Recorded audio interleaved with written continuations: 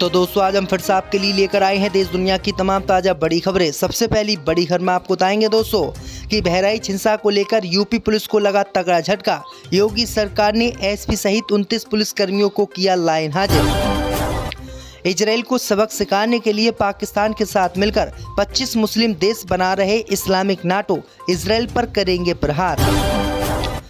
दिवाली से पहले राहुल गांधी ने निभाया अपना वादा। दिल्ली के नाई को दिवाली से पहले भेजा तोहफा। पूरे देश में राहुल गांधी के तोहफे की चर्चा। अतीक अहमद की फरार बीबी शाइस्ता परवीन हुई प्रेग्नेंट। माफिया के चेले गुड्डू मुस्लिम ने कर दी प्रेग्नेंट। पीठ में घोंप दिया छुरा।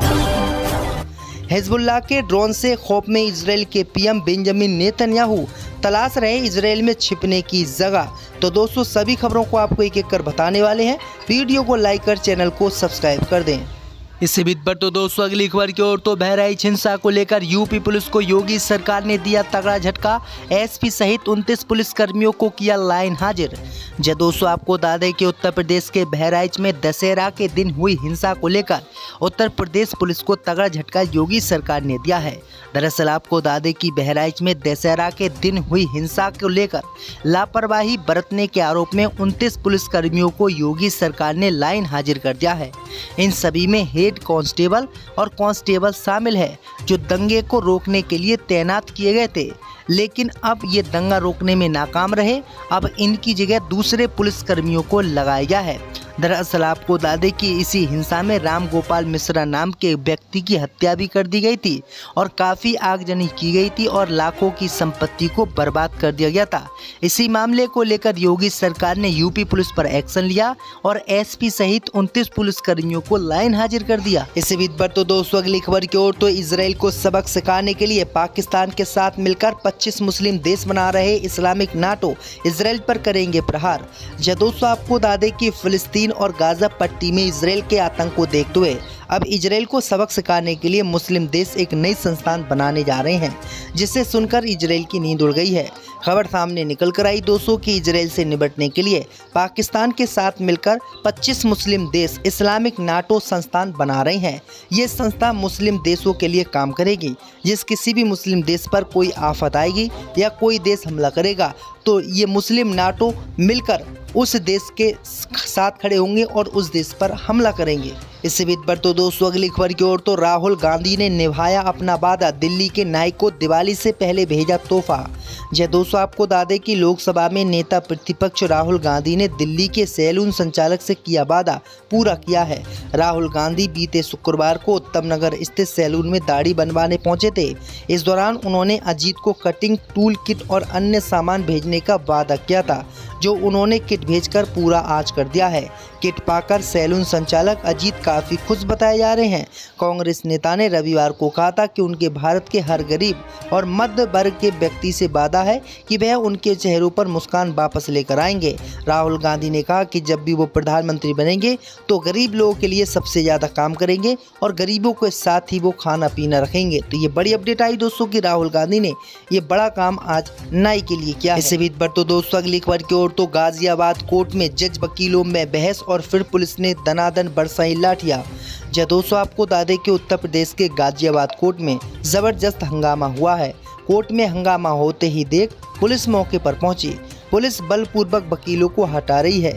अभी तक मिली जानकारी के मुताबिक जिस वक्त सुनवाई हो रही थी उसी दौरान जज और वकील के बीच किसी बात को लेकर बहस हो गई, जिसके बाद कोर्ट रूम में ये बवाल शुरू हो गया। बवाल के बाद केंद्रीय रिजर्व फोर्स ने मोर्चा संभाला है और वकीलों पर जज से बदसलूकी का आरोप भी लगा है। इसी दौरान जजों पर जमकर लाठी भी पुलिस ने बरसाई है और जज साहब को बेइज्जत उनको वापस लाया गया है। इसी बीच पर तो दोस्तों अगली खबर की ओर तो अतीक अहमद की फरार बीबी शाइस्ता हुई प्रेग्नेंट। माफिया के चेले गुड्डी मुस्लिम ने पीठ में घोंपा छुरा। दोस्तों आपको बता दें कि यूपी के कुख्यात गैंगस्टर अतीक अहमद और उनकी फरार बीबी शाइस्ता परवीन अचानक सुर्खियों में आ गई है। दरअसल आपको बता दें कि सोशल मीडिया पर शाइस्ता परवीन की प्रेगनेंसी की खबरें सामने आ रही हैं। कई सोशल मीडिया अकाउंट से पोस्ट किया जा रहा है कि शाइस्ता परवीन 2 महीने की प्रेग्नेंट है। अतीक अहमद की मौत के 1.5 साल बाद अब इस तरह से अचानक उनकी पत्नी चर्चा में आ गई है। मां बनने वाली है अतीक की पत्नी। सोशल मीडिया पर चल रही है खबरों के मुताबिक कभी अतीक अहमद का दायां हाथ रहा गुड्डू मुस्लिम को शाइस्ता के साथ उड़ीसा में देखा गया है। सोशल मीडिया पर यह भी दावा किया जा रहा है कि गुड्डू मुस्लिम ने ही जो है शाइस्ता परवीन को प्रेग्नेंट किया है और शाइस्ता परवीन से गुड्डू मुस्लिम बहुत प्यार करता है, इसीलिए अतीक अहमद की उन्होंने रिहाई नहीं करवाई थी। इससे भी बढ़ तो दोस्तों अगली खबर की ओर तो रोहिंग्या घुसपैठियों पर दिल्ली हाई कोर्ट का बड़ा फैसला, ये अधिकार देने से किया इनकार। जय दोस्तों आपको बता दें कि भारत में अवैध रूप से घुसपैठ कर राजधानी दिल्ली में रह रहे रोहिंग्या शरणार्थियों के बच्चों को दिल्ली के सरकारी स्कूल में एडमिशन देने की मांग वाली याचिका को दिल्ली हाई कोर्ट ने आज खारिज कर दिया है। अदालत का कहना है कि शिक्षा का अधिकार सिर्फ भारतीय नागरिकों के लिए है। दिल्ली हाई कोर्ट ने याचिकाकर्ताओं को अपनी अपील का ज्ञापन गृह मंत्रालय को देने के लिए कहा है। कोर्ट ने गृह मंत्रालय से ज्ञापन पर कानून के मुताबिक जल्द से जल्द फैसला लेने के लिए भी कहा है। दिल्ली हाई कोर्ट ने कहा है कि शिक्षा का अधिकार सिर्फ भारत के नागरिकों के लिए है। दिल्ली हाई कोर्ट ने सुनवाई के दौरान अपनी टिप्पणी में कहा है कि आपको पहले उचित अथॉरिटी के पास जाना चाहिए था, लेकिन आप तो सीधे कोर्ट आ गए। इससे भी बढ़ तो दोस्तों अगली खबर की ओर तो हिजबुल्लाह के ड्रोन से खौफ में इजराइल के पीएम नेतन्याहू तलाश रहे छिपने की जगह।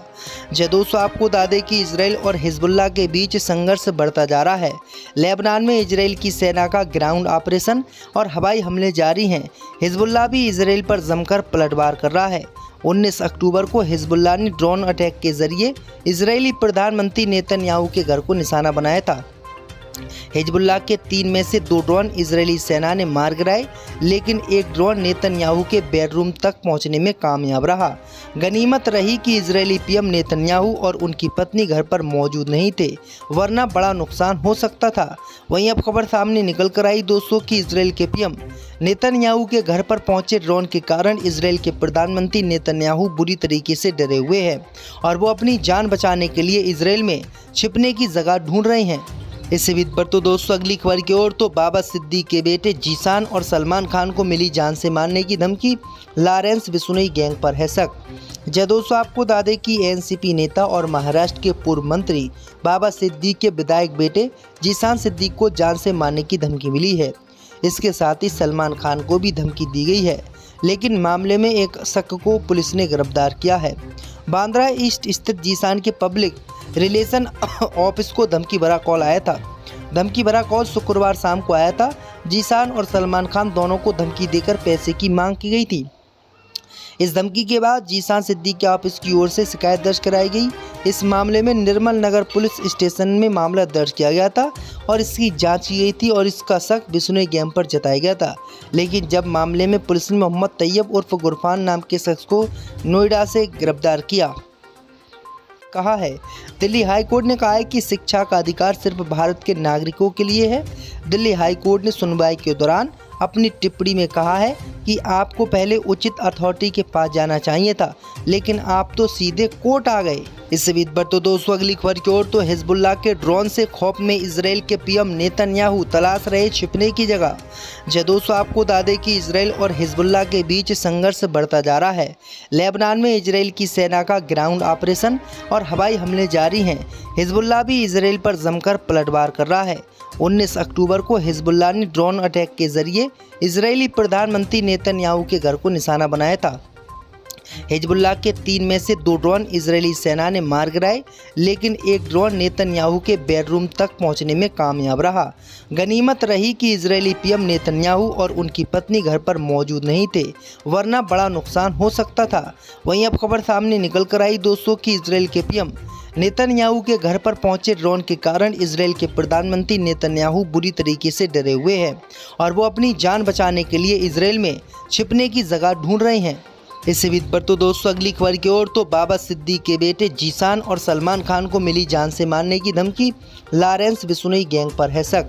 जय दोस्तों आपको बता दें कि एनसीपी नेता और महाराष्ट्र के पूर्व मंत्री बाबा सिद्दीक के विधायक बेटे जीशान सिद्दीक को जान से मारने की धमकी मिली है। इसके साथ ही सलमान खान को भी धमकी दी गई है, लेकिन मामले में एक शख्स को पुलिस ने गिरफ्तार किया है। बांद्रा ईस्ट स्थित जीशान के पब्लिक रिलेशन ऑफिस को धमकी भरा कॉल आया था। धमकी भरा कॉल शुक्रवार शाम को आया था। जीशान और सलमान खान दोनों को धमकी देकर पैसे की मांग की गई थी। इस धमकी के बाद जीशान सिद्दीकी के ऑफिस की ओर से शिकायत दर्ज कराई गई। इस मामले में निर्मल नगर पुलिस स्टेशन में मामला दर्ज किया गया था और इसकी जांच की गई थी और इसका शक बिश्नोई गैंग पर जताया गया था। लेकिन जब मामले में पुलिस ने मोहम्मद तैयब उर्फ गुरफान नाम के शख्स को नोएडा से गिरफ्तार किया।